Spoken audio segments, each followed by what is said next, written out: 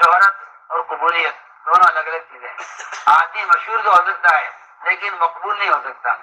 قبولیت کا تعلق شہرت سے نہیں ہے، قبولیت کا تعلق صفات قبولیت سے ہے. قبولیت کا تعلق صفات قبولیت سے، ورنہ ہر مشہور آدمی مقبول نہیں ہے. شہرت میں قبولیت میں فرق ہے. شہرت زمین سے اٹھتی ہے، آسمان تک نہیں پہنچتی، اور قبولیت ساتویں آسمان سے چلتی ہے اور زمین پر اتاری جاتی ہے. اعلان سے اللہ کی طرف سے فلاں ابن فلاں سے اللہ محبت کرتے ہیں، ملائکہ تم بھی ان سے محبت کرو. سر وہ آسمان سے آسمان پر اعلان ہوتے ہوتے ان کے لیے قبولیت زمین پر اتار دی جاتی ہے. قبولیت زمین پر اتار دی جاتی ہے. یہ اللہ تعالیٰ کا دستور ہے، یہ اللہ کا دستور ہے کہ ان کے لیے قبولیت زمین پر اتار دی جاتی ہے. میرے دوستو، ان صفات میں سب سے بڑی صفت تواضع ہے. تواضع ہے، اس لیے کہ جو آدمی جس میں تواضع ہوگی وہ حق کو قبول کر لے گا، وہ حق کو قبول کر لے گا. جس میں کبر ہوگا وہ حق کا انکار کر دے گا، وہ حق کا انکار کر دے گا. اس میں تواضع ہوگی وہ حق کو قبول کر لے گا. جس میں تکبر ہوگا وہ حق کا انکار کر دے گا. اس لیے فرمایا کہ اس کام کے ذریعے ہمارے اندر تواضع کی صفت پیدا ہونی چاہیے. متواضع وہ ہوتا ہے جو حق کو قبول کر لیتا ہے، جو حق کو قبول کر لیتا ہے. اور متکبر کہ وہ حق کا انکار کر دیتا ہے. ابا واستکبر، شیطان نے کبر کی وجہ سے حکم کا انکار کیا. یہ اس کا کفر، وہ اس کے کبر کا کفر ہے. اللہ کا انکار نہیں کیا اس نے، اللہ کے امر کا انکار کیا ہے کبر کی وجہ سے. اس کا کفر امر کا انکار کرنا ہے. اس لیے فرمایا کہ بڑی صفت داعی کے اندر صفت تواضع ہے. وہ صفت تواضع ہے، صفت تواضع ہے. کیونکہ مخلصین وہ ہوتے ہیں اگر غائب ہو جائیں تو کوئی تلاش نہ کرے، اور اگر موجود ہوں تو ان کی کوئی پرواہ نہ کرے. وہ ہوتے ہیں مخلصین. اس لیے صحابہ کرام کے اندر ایک بڑی صفت تھی ہے، صفت تواضع. ایک صحابی تھے سلمان فارسی رضی اللہ تعالی، کے صحابی ہیں. اللہ آپ صلی اللہ علیہ وسلم جب ان سے بات کرتے تھے تو کوئی تیسرا شریک نہیں ہوتا تھا. یہ ان کا درجہ تھا. کوئی تیسرا شریک ان کا درجہ تھا. کوئی تیسرا شریک نہیں ہوتا تھا ان کی بجائے یہ بات کرتے تھے. ان کی رائے پر خندق کھدوائی گئی ہے. ان کی رائے پر یہ سفر میں حضر میں آپ کے ساتھ ہوتے تھے سلمان فارسی. آپ نے ان کو وہ درجہ دیا ہے اپنوں میں سے کہہ کر جو درجہ کسی کو نہیں ملا. درجہ کسی کو نہیں ملا. اہل بیت آپ نے شامل کیا ہے سلمان بن عامر بھائی. حالانکہ اجنبی آدمی ہیں، نہ عرب ہیں، نہ ان کی زبان عربی ہے، نہ ان کی قوم عربی ہے. فارس سے آئے.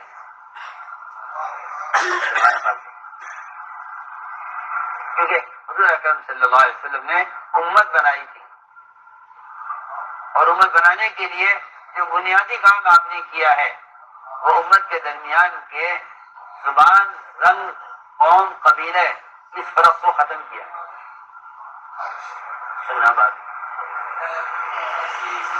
یہ امت کا مرض یہ ہے. اور امت کے اندر فتنے، اور امت میں اوریزی، اور امت میں فسادات صرف اس لیے ہیں کہ یہ امت اپنا امتی ہونے کا رشتہ ختم کر چکی ہے.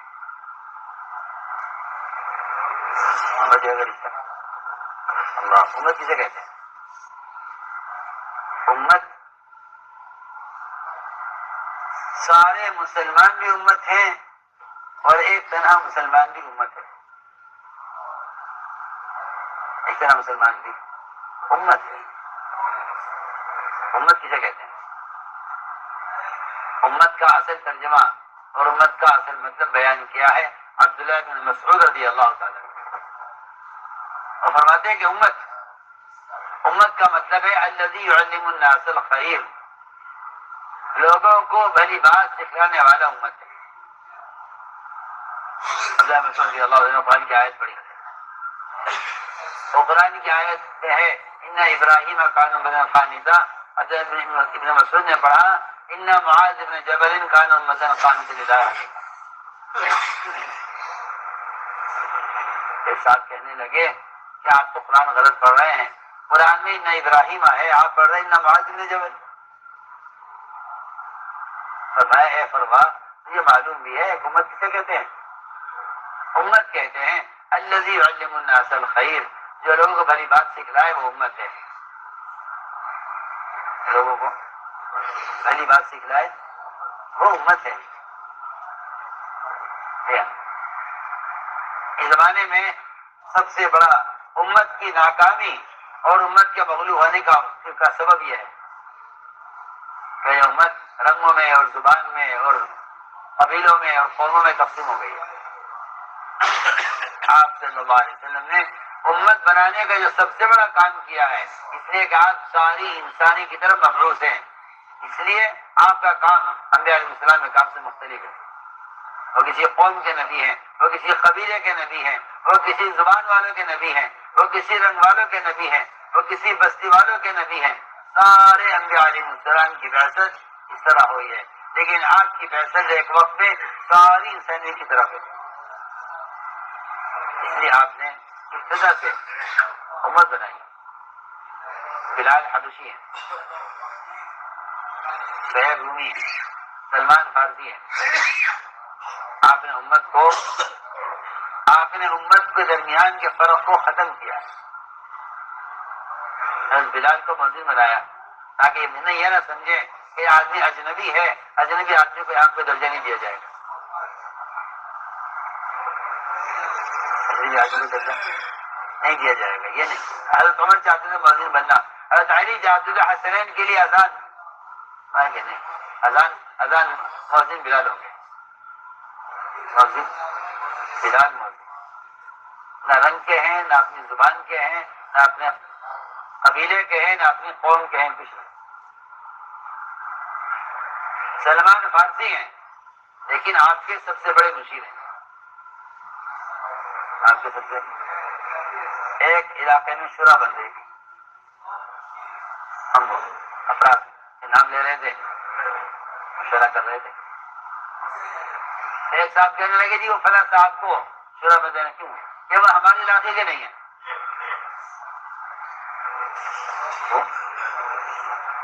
ہمارے علاقے کے نہیں، وہ ہمارے علاقے کے نہیں رہتے ہیں یہاں لیکن ہمارے علاقے کے نہیں ہیں، ان کو شورا مت دینا۔ سلمان فارسی تو فارس سے آئے تھے، ایران سے آئے تھے، آپ صلی اللہ علیہ وسلم کے ایسے خاص مشیر تھے کہ صرف ان کی اکیلے کی رائے پر آپ نے غزوہ خندق کیا، خندق کھودنے کا حکم دیا۔ اجنبی آدمی نہ آپ کے خاندان کا ہے، نہ آپ کے قوم کا ہے، نہ آپ کی زبان کا ہے۔ تو آپ صلی اللہ علیہ وسلم نے اس طرح امت بنائی تھی کہ اجنبی سے اجنبی آدمی سمجھتا تھا کہ ان کا یہاں درجہ ہے، اجنبی سے اجنبی آدمی، نیا سے نیا آدمی وہ سمجھتا تھا کہ ان کا یہاں مقام ہے۔ تو میں عرض کرا دیا کہ سلمان فارسی ان کے اندر کیسی تواضع اللہ ہو۔ کچھ لوگ سلمان فارسی کی زیارت کے لیے ان کے علاقے میں گئے، کچھ لوگوں سے یہاں صحابی ہیں سلمان فارسی، یہاں اس طرف جاؤ یہاں ان کا مکان ہے۔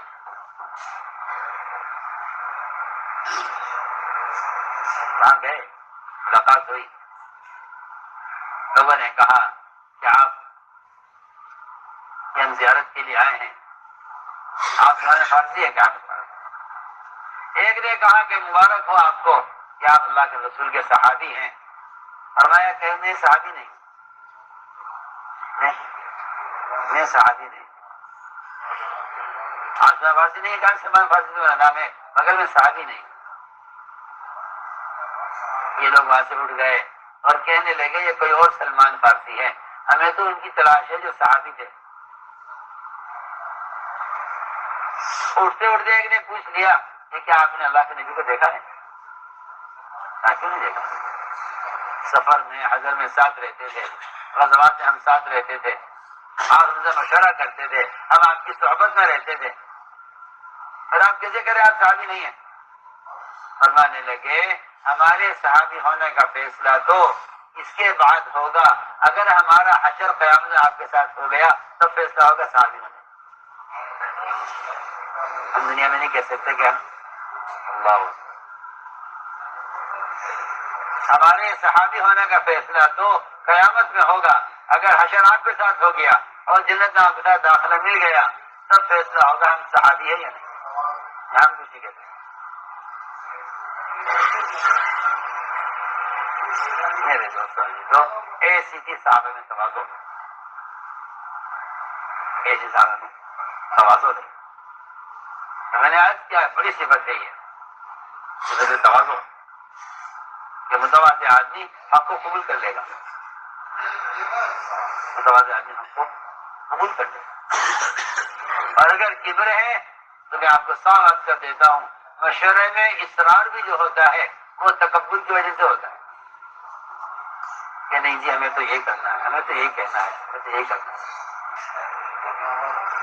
منافقین میں تکبر ہوا کرتا تھا، اس لیے عبداللہ بن ابی بن سلول نے احد کے موقع پر اصرار کیا تھا، ہماری تو رائے یہی ہے کہ ہم مدینے میں رہ کر لڑیں گے، احد کے میدان میں ہم نہیں جائیں گے، ہماری رائے نہیں ہے۔ اگر ہمیں رائے پر عمل کریں گے آپ کے ساتھ دیں گے، اگر ہمیں رائے پر عمل نہیں کریں گے ہم آپ کے ساتھ نہیں دیں گے۔ یہاں سے دو جماعتیں بنی ہیں، ایک جماعت آپ صلی اللہ علیہ وسلم کے ساتھ احد کے میدان میں اتری 700 صحابہ کی، اور 300 صحابہ و منافق کی رائے پر سے متاثر ہو کر وہ رک گئے، اور یہ بڑا مشکل اس نے اصرار کیا کہ نہیں ہماری رائے یہی، کیونکہ کبر ہوگا اور تکبر کی وجہ سے اصرار ہوتا ہے۔ اصروا واستكبروا استكبارا، قرآن میں ہے کہ جہاں کبر ہوگا وہاں اصرار ہوگا۔ اصروا واستكبروا استكبارا، یہ اصرار کیا اپنی بات پر۔ منافقین کے سردار عبداللہ بن ابی نے کہا کہ نہیں، ہماری اپنی رائے وہی ہے، ہم آپ کے فیصلے کو اس پر نہیں مانتے، ہماری رائے پر آپ فیصلہ کیجئے، جو ہم چاہتے ہیں آپ کو کیجئے، ہم آپ کے ساتھ دیں گے۔ معلوم ہوتا ہے کہ اصرار سے اختلاف پیدا ہوتا ہے، اصرار سے اختلاف پیدا ہوتا ہے، اصرار سے اختلاف پیدا ہوتا ہے۔ جہاں رائے پر اصرار ہوگا وہاں اختلاف پیدا ہو جائے گا۔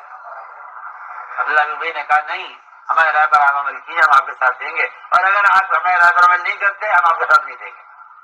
یہاں سے دو جماعتیں بنی، یہاں سے دو جماعتیں یہاں سے بنی، وہ 300 آدمی ٹھہر گئے مدینے میں، 700 آدمی احد میں نکلے، اللہ نے 700 کو غالب کر دیا 3000 کفار پر۔ 3000 کفار تھے، 700 صحابہ تھے جو میدان میں اتر گئے اجتماعیت کے ساتھ، وہ جنگ میں شریک ہوئے، اس غزوے میں کامیاب ہوئے۔ البتہ درمیان میں جو ذرا سی شکست آئی تھوڑی دیر کے لیے، وہ اس لیے آئی ہے ایک علاقے والوں نے اپنے علاقائی امیر کی نافرمانی کی، میں اس کی بات۔ تو میرے دوستوں یہ تھی بات کہ اللہ تعالیٰ کی طرف سے یہ آزمائش ہوتی ہے، اللہ آزما کر دیکھتے ہیں کہ اطاعت پر پورے اترنے والے ہیں یا نہیں۔ اس لیے ہم نے مثالیں عرض کی ہیں کہ احکام آئیں گے اللہ کی طرف سے، اللہ کی طرف سے احکام آئیں گے، حیثیت کے خلاف، جذبے کے خلاف، معمول کے خلاف، کوشش کے خلاف، حالات کے خلاف، ماحول کے خلاف، عادت کے خلاف۔ دیکھیے تو صحیح، آپ شراب حرام ہوئی، شراب کے صحابہ عادی تھے، زکوٰۃ فرض ہوئی، مال کی ضرورت ہے، نماز فرض ہوئی، نیند کی ضرورت ہے، زنا حرام ہوا، خواہش کا تقاضا ہے، ایک ہر چیز کے ساتھ صرف اللہ تعالی چاہتے ہیں کہ تم اپنی چاہت کو میری چاہت پر قربان کرو، اپنی چاہت کو ساری کامیابیاں اس میں ہیں۔ اترک ما اريد لما تريد، اے اللہ میں تیری چاہت کے لیے اپنی چاہت کو قربان کرتا ہوں۔ میرے بزرگ دوستو، حال کے امر کا پورا کرنا بس سارے دین کا یہ خلاصہ ہے۔